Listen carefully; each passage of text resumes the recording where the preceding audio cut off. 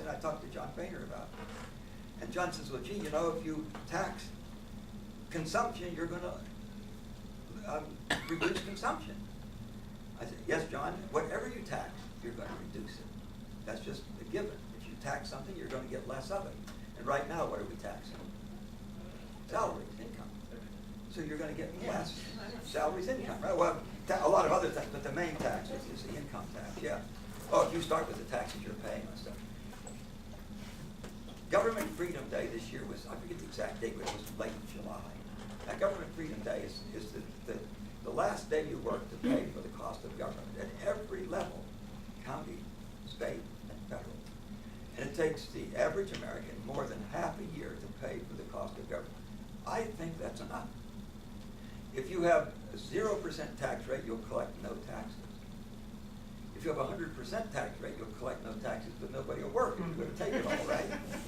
Okay, so somewhere between that 0 and 100% is a magic number where you have not depressed the entrepreneurial spirit. But I think spending more than half your time, do you think that's enough? Half the time working for government. So I don't think we need to collect more taxes. I think we need to spend less money. And, you know, but we have to have some accommodation here. And I like the flat tax. The compliance cost is huge, just huge. Right? The estimate is $200 billion a year compliance cost. Now, that won't balance the budget, but at least it's a start, isn't it? It's about a third of what we spend on defense, and about half of what we spend on interest on the debts. So it would be a help. Other questions? Yes, sir. Yes. The collapse of the housing market seemed to be one of the things that ushered us into financial problems we have.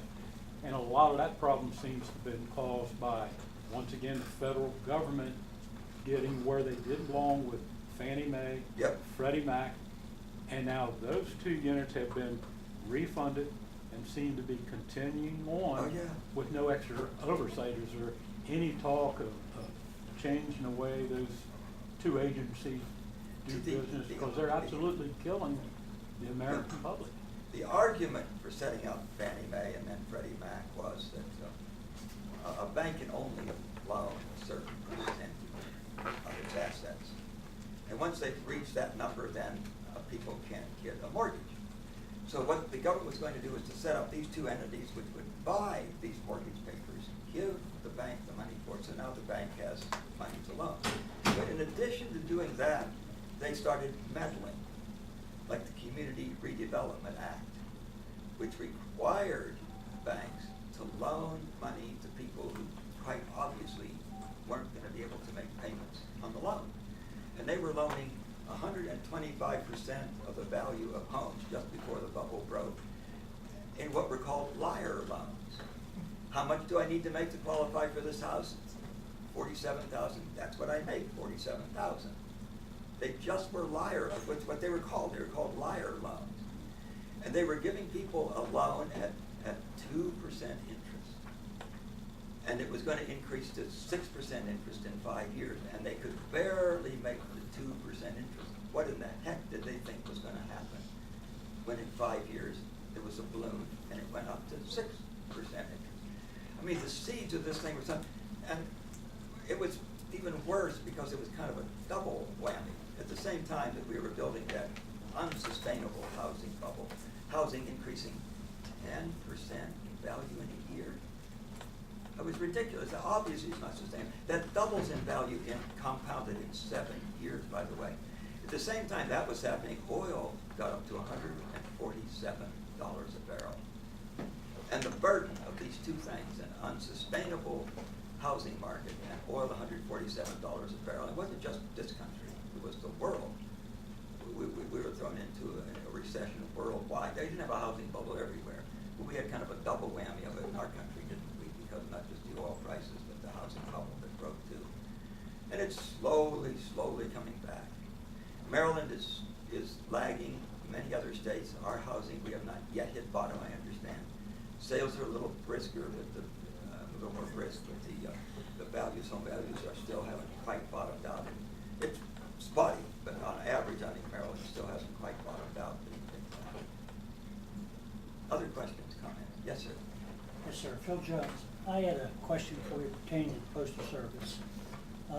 Congress has more or less not acted on anything to do with the situation with the Postal Service and its financial situation. Yeah. Granted, it has a major financial problem. It does. As you well know, 2006, the Postal Reenactment Bill was passed where the Postal Service funds their retirement for future hirees and health care at the sum of $5.5 billion a year. These for employees that aren't even born yet, that will be employed. Now, the Senate passed one bill, they sent it down, the House is, more or less said that they're gonna wait and see how it plays out, but slowly goes into the hole. Now, I realize, we've had communications with you, I sent letters to you and everything like that, and I know your philosophy. Right now, the Congress's rating is extremely poor. Is there any way that we can get Congress to bring this to the forefront and do something, anything, just look it over, try to act? Because the thing that the pre-funding is that right now, depending on which accountant, the government's private, union, or whatever, does the accounting on the fund, but it's anywhere from $50 billion to $70 billion overpaid.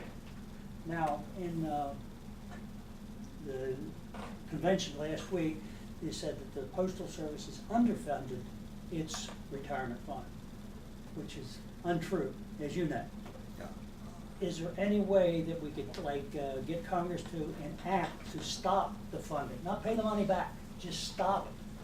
Because, they've already defaulted on the one loan that they have to pay this year. Yeah, I know. And they're gonna default again. Yeah. And they keep saying, I work at the post office, they keep saying that mail's dead, written letter. Well, it's really not dead, it's going in other respects with packaging and what have you. And I don't see the mail decline as the, quote, experts say that the decline of the demise of the Postal Service.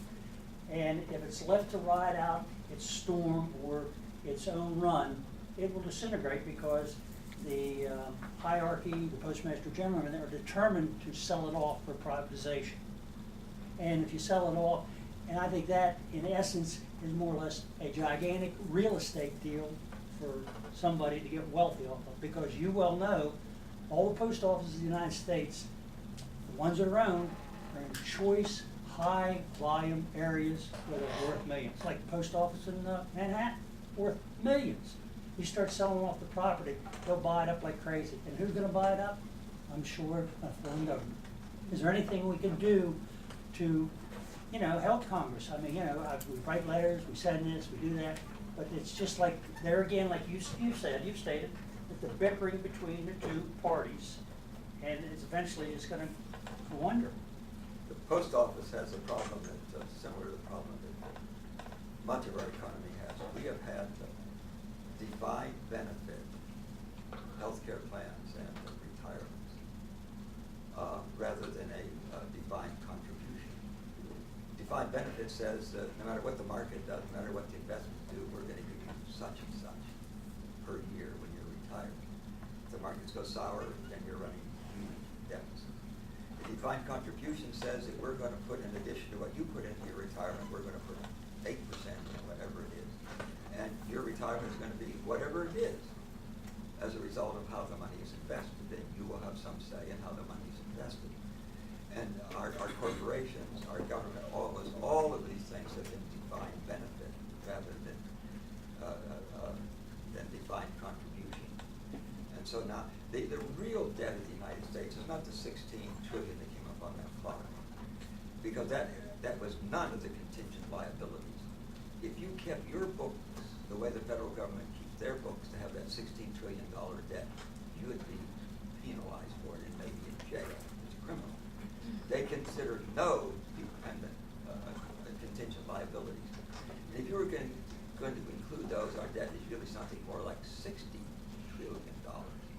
If you divide that by the roughly 300 million of us, and 100 and some million of us who are working, that is an unsustainable and insurmountable debt that each of us owes.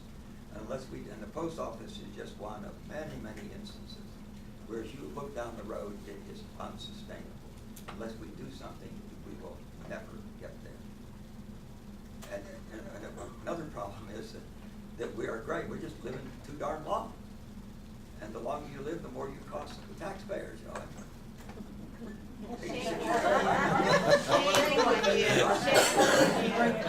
Sir, you bring that point up, isn't it true that the Social Security as we know it was originally incorporated in Germany, and the average age was 65, and only 1% of the populace lived to be 65, and we incorporated that into our system.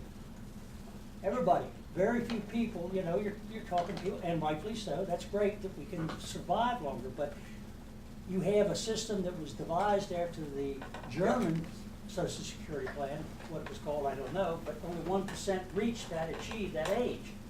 And now, it's not uncommon to, you know, you see people 65, 70 years old, out on tennis courts, golf courses, running around, having, you know, doing good.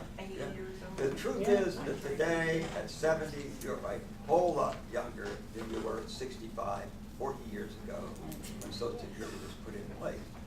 And if you were to increase the age, that's one of the things we could do to salvage Social Security, to increase the retirement age. If you increased it to 70, about half the seniors would bless you, and the other half would curse you. About half of our seniors are in a job they would really like to continue working. Their employer wants them out of there. They're making a lot of money. They don't know a lot of stuff that the new kids coming out of college know, with all this computers and texting and stuff, and he'd rather hire 2 of them than this one old guy or woman. So the employer's happy to get rid of you. He couldn't get rid of you at the retirement age with 70, and about half our seniors would love to stay there and work till 70. The other half hate their job, and they're just watching the calendar to see when they get out. And you know, they're not going to be very happy. They have to stay a bit longer. You'll probably get about as many votes as you'll lose on that.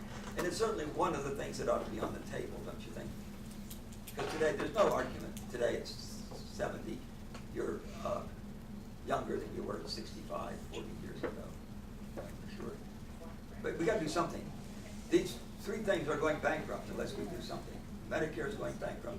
And by the way, you don't reduce the cost of health care by refusing to pay the cost of health care. And that's what the government does.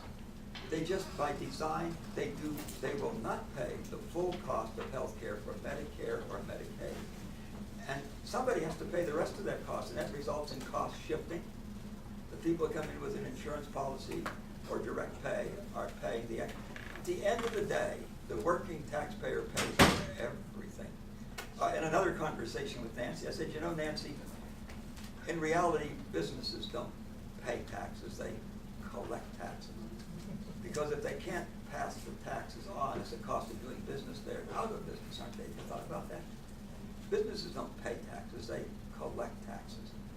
And if you require our businesses to collect more taxes than businesses in other countries, like we have now the highest corporate tax rate in the world, is there a big surprise that new businesses aren't coming to this country, that they're going somewhere else? Japan did have the highest one, they reduced it recently.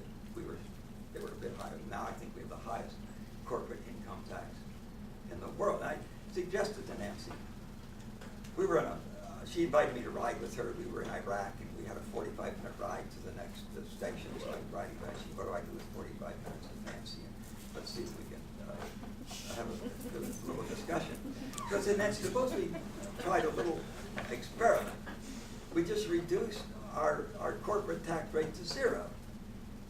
How many companies do you think would come here to this country to incorporate it? We had a 0 tax rate. I said, don't worry about the taxes you don't collect from the company, because they're going to hire a lot of people, and you're going to collect more income tax from the people working for the company than you would have from the company. And now you don't have any tax at all. The people aren't working there, and the company's somewhere else hiring people of another nationality, aren't they? And you know, for a while, gee, we ought to think about that. But then, you know, 10 minutes later, gee, those rich guys ought to pay more taxes. And that's just where you come back. But it's a dripping water will ultimately dig a big hole in a rock, won't it? If we just keep going by and by, these arguments will sink in, I think. Other questions, comments? Yes, sir. I'm concerned about these presidential executive orders. Isn't there any checks and balances on what he can declare? No, there are not, and you're right. What we're doing is, it's, I think, a clear violation of the intent of the Constitution.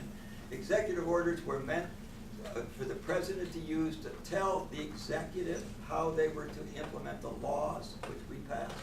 They now are used in lieu of the laws that we passed. This is not a monarch. This is not the emperor. This is the president. He implements, his executive implements the laws which we passed. But now, and only twice, and I forget what the second one was, but only twice in our history has the Congress ever overturned an executive order. One of those was a really interesting one. It was during the Truman administration. And the steel mills were going to strike. And then we made some steel and it mattered. It would have really done something to our economy if they struck. So he nationalized the steel mills. Remember that? Not very many people are old enough to remember I that. remember. Yeah, there you go. Yeah, he nationalized the steel mill. That was very popular. No, I The Supreme wasn't Court working met still. in emergency session. In effect, they said, Mr. President, no matter how popular it is, you can't do it because that's not constitutional. And, you know, they are now using executive orders as another way of passing laws. If we don't do it in the Congress, he does it with an executive order. By and by, what are you going to need us for? Tell our people to go home and play golf all the time.